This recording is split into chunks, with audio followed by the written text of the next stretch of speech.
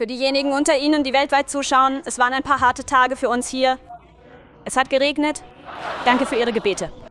For 19 years, Ellen DeGeneres ruled daytime television with a simple promise to be kind to one another. Then in 2020, 11 of her own employees broke that image apart in a single explosive report. What they described behind the scenes did not match the woman the world watched every afternoon. Now at 68, Ellen has finally stopped dancing around the rumors that brought down her empire. She admitted the things she once denied. She explained music, the choices she once defended, and she revealed why she quietly left America after the 2024 election. What she confirmed goes deeper than the scandal itself. Ellen Lee DeGeneres was born on January 26, 1958, in Metairie, Louisiana, just outside New Orleans. Her home looked ordinary from the outside, and in many ways it was. Her father, Elliot DeGeneres Jr., worked in insurance. Her mother, Betty, worked first as a speech therapist and later in real estate. Ellen grew up with her older brother, Vance, in a middle-class household that followed Christian Science, a faith that often kept families away from doctors and placed a heavy focus on discipline, control, and belief. For a child, that kind of world could feel narrow. Life had structure, but it also carried tension. And Ellen later spoke about that feeling of pressure in a way that made it clear those early years stayed with her.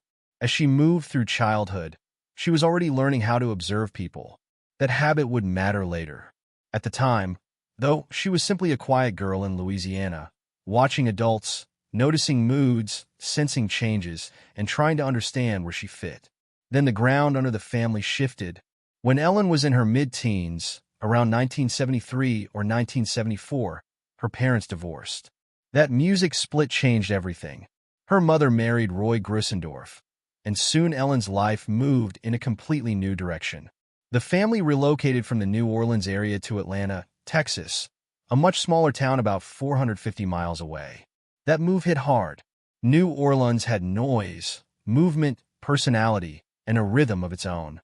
Atlanta, Texas, felt smaller in every sense. Ellen has spoken about feeling out of place there, and it is easy to see why. She had gone from a more familiar suburban world into a place where she felt watched, judged, and separate. During those years, the sense of being slightly outside the group became music stronger. She was present, but she did not always feel fully included. That distance, music sharpened her eye. She noticed how people behaved, how they tried to fit in, how strange everyday life could be when you looked at it closely. Much later, that quiet skill would become one of the foundations of her comedy. She graduated from Atlanta High School in 1976 and then returned to Louisiana. Like many young people, she tried the expected next step. She enrolled at the University of New Orleans as a communications major. It did not last. She left after one semester, bored by the classes and unsure why she was there. College offered a path, but it did not feel like hers. So, she stepped out of it and entered a harder kind of education, the one built from rent, jobs, bills, and long stretches of uncertainty. By the time she was around 19, she was living in a small apartment in New Orleans and trying to hold herself together with low-paying work. Those years were not glamorous. She worked wherever she could. She sold clothes at J.C. Penney. She waited tables at TGI Fridays. She worked as a hostess. She painted houses. At one point, she worked as a legal secretary. Sometimes the jobs changed quickly because the money was not enough. Sometimes she took more than one because one alone could not cover rent and basic expenses. The days were ordinary, but that is exactly what made them useful. She was gathering material without knowing it. Every rude customer, awkward boss, strange coworker, and stiff conversation was going somewhere. She was learning the comedy hidden inside routine frustration. Then life took a darker turn. Around 1978 or 1979, when Ellen was about 20, her girlfriend and roommate, who was 23, died in a car crash in New Orleans. The shock of it was devastating. Ellen actually passed the wreck that night, saw the damaged car and the flashing lights, and only learned the next morning that the person killed was someone she loved. The grief that followed was deep and disorienting. She later described sitting alone in a cheap basement apartment, trying to make sense of a loss that felt impossible to explain. Out of that pain came an idea that would shape her future. She began writing a piece built around a strange and honest thought. If something this cruel could happen, what would it sound like to call God and ask why? That concept became a routine called a phone call to God. It was sad, funny, confused, and human all at once. Most of all, it was personal. She had found a voice that sounded like her. In the late 1970s and early 1980s, Ellen began trying out material in small rooms around New Orleans. These were not grand stages. They were coffee houses, local spots, and open mic nights where people were still settling into their seats while comics tried to win their attention. One of the important places in that period was Clyde's. She went from doing short, unpaid spots to becoming a regular MC by around 1981. Those nights trained her well. The crowds were mixed. Some people were there for comedy, some were there for coffee, some barely cared. To hold a room like that, she had to sound natural. She could not hide behind noise or aggression. Music. Instead, she leaned into a clean, conversational style that felt almost casual until people realized how carefully it was built. That voice stood out even more once she moved beyond Louisiana. By 1982 and 1983, she was working across the Southern club circuit in places like Texas, Mississippi, and Alabama. The clubs were often male-dominated, loud, and rough around. Music, the edges. Many comics relied on shock, profanity, or force. Ellen came in with patience, timing, and a point of view that felt different. She did not rush. She let odd little details breathe. She could turn a simple thought into a full scene. And because her material often came from ordinary life, audiences could follow her almost immediately. A big break came in 1982 when she entered a Showtime stand-up competition and won the title of Funniest Person in America. The name sounded oversized, especially for a 24-year-old comic still building her career. But the impact was real. Suddenly, she was not just a regional act. She became visible to people in television, talent booking, and development. The win gave her national exposure and helped move her from club stages toward a much larger arena. That path led to one of the most important moments of her career. In November 1986, Ellen appeared on The Tonight Show starring Johnny Carson. At that time, a strong, music Carson set could change a comic's life. She performed and landed the moment. Then something even more important happened. Carson invited her over to sit on the couch after the set. That gesture carried enormous weight in comedy. It signaled approval from the most powerful late-night host in the business. For Ellen, it opened doors that had been closed just moments earlier. Television work followed, but it was not smooth. She appeared on sitcoms, including Duet and its spin-off Open House, then later Lauryn Hill. Each opportunity looked promising from a distance. Each one also ended quickly. Those early shows taught her a difficult lesson about television. Getting in the room was only the beginning. Staying there required more than talent. It required the right fit, the right voice, and some luck. Still, each attempt brought her closer to understanding what kind of project she needed. That project arrived in 1994 when ABC launched a sitcom called These Friends of Mine. Very quickly, the network realized viewers were focused on Ellen herself, and the show was renamed Ellen after its first season. The title change said a lot. She was no longer just part of an ensemble. She had become the center. Even then, though, another tension was building. On screen, she was playing a straight bookstore owner in a romantic world shaped for network comfort. Off-screen, she was privately living a very different truth. That music split grew harder to carry over time. Then came the moment that changed television history. In April 1997, Ellen DeGeneres came out publicly. And days later, her sitcom aired the episode now known as the Puppy episode. Her character said the words, "I'm gay," in front of a huge primetime audience. The episode drew around 36 million viewers. Oprah Winfrey appeared as her therapist. Laura Dern played her love interest. The event became more than a sitcom plot. It became a cultural turning point. For the first time, a lead character on a primetime network sitcom openly identified as gay, and the person playing her had done the same in real life. The attention was huge, and so was the backlash. Conservative groups attacked her. Some advertisers pulled away. ABC added adult content warnings, music to later episodes, which made clear just how nervous the network had become. Publicly, the show had made history.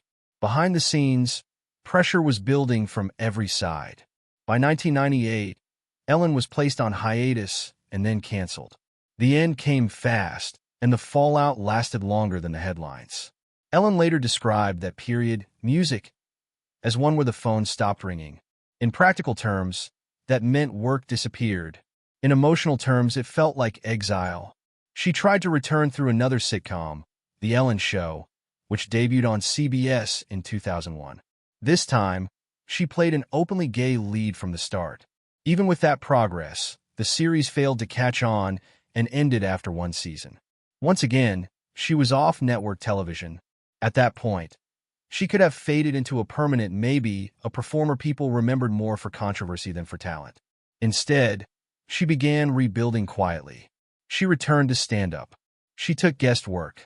She reconnected with live audiences in rooms where timing, honesty, and presence mattered more than headlines. That slower period became a bridge to the next phase of her career. Then, in 2003, everything shifted with a single animated fish.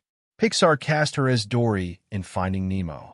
Her voice brought warmth, speed, innocence, music, and comedy to the role, and audiences responded instantly. The film opened on May 30th, 2003, and became a massive global hit. Children loved Dory.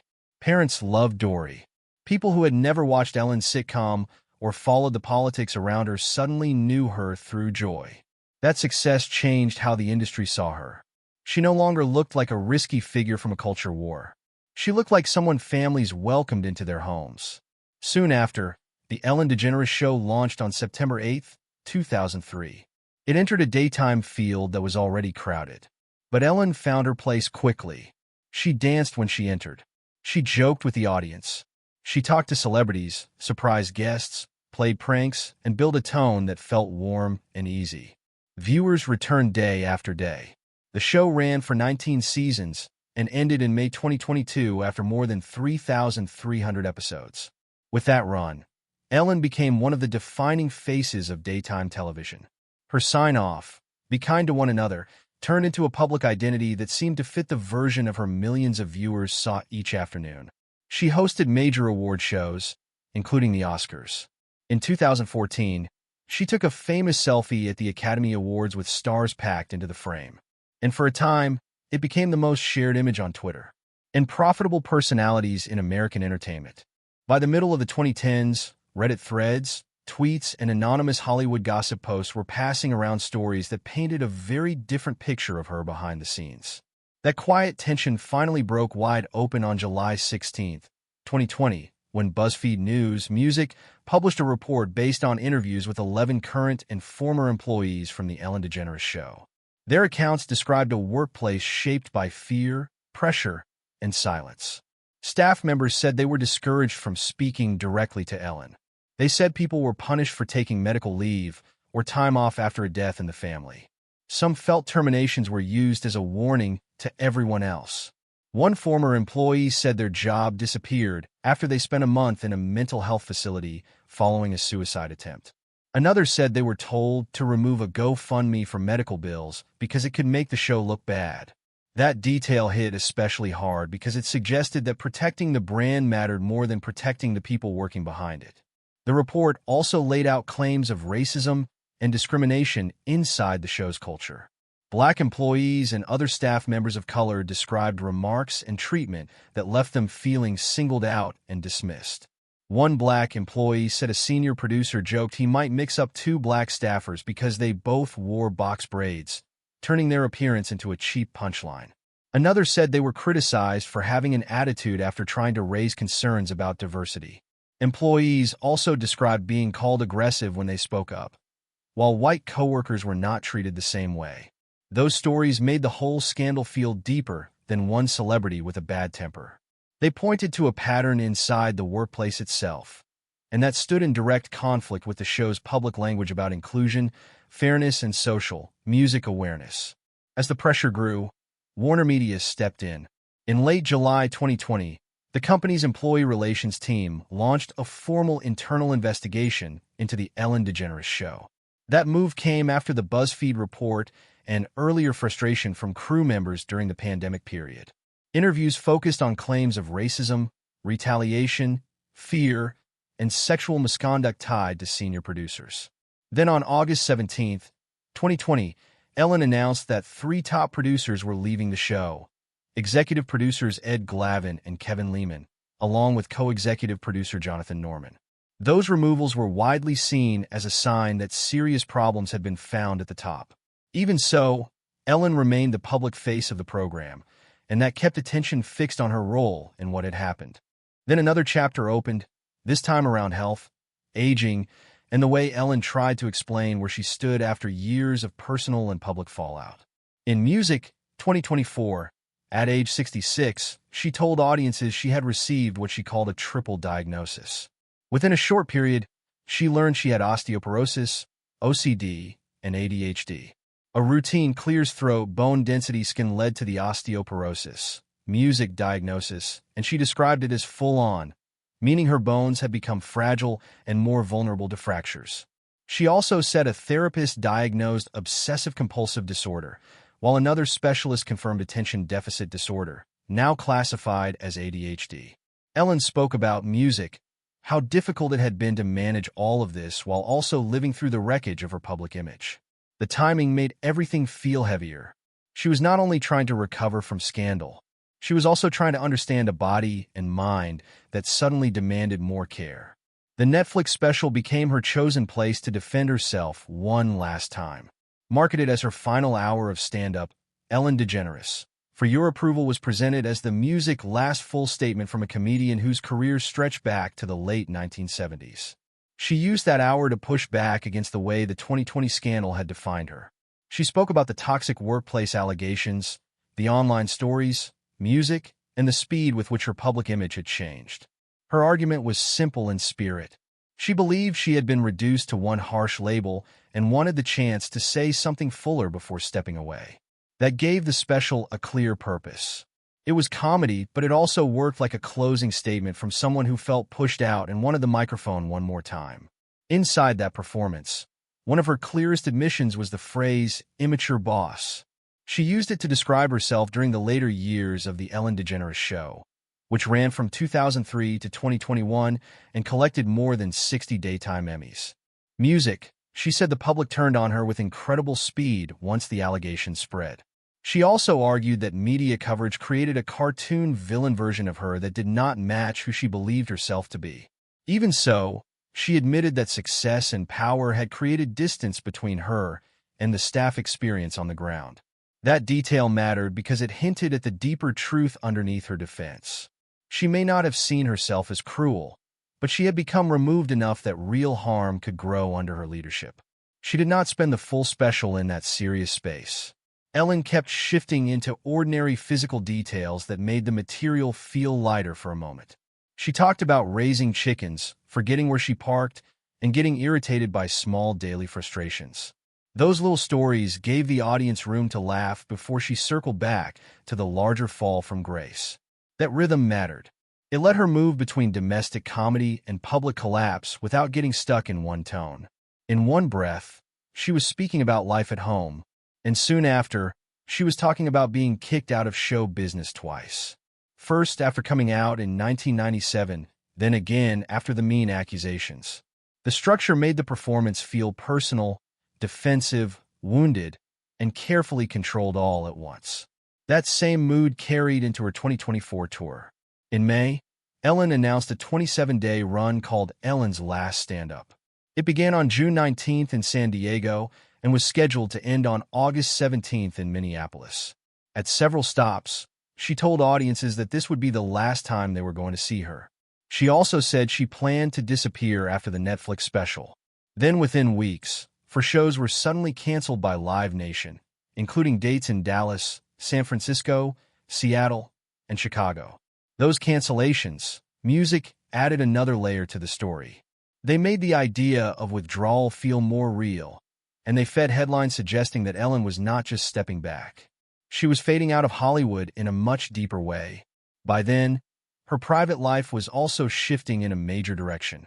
After Donald Trump's 2024 re-election, Ellen DeGeneres and Portia de Rossi quietly moved into a new chapter in rural England. What first looked like a temporary music retreat soon became something closer to a full break from the United States. In spring 2024, the couple bought Kitesbridge Farm, a 43-acre estate in the Cotswolds. The property reportedly cost around $30 million and included roughly 16,000 square feet of living space.